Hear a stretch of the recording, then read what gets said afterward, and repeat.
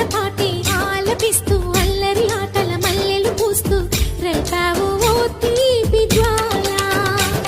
ఒక పక్కన రక్కసి మూకలతో సమరాలను చేశావు, ఈ పక్కన చక్కని చుక్కలకి మరి చీరలు దోచావు. చూసాము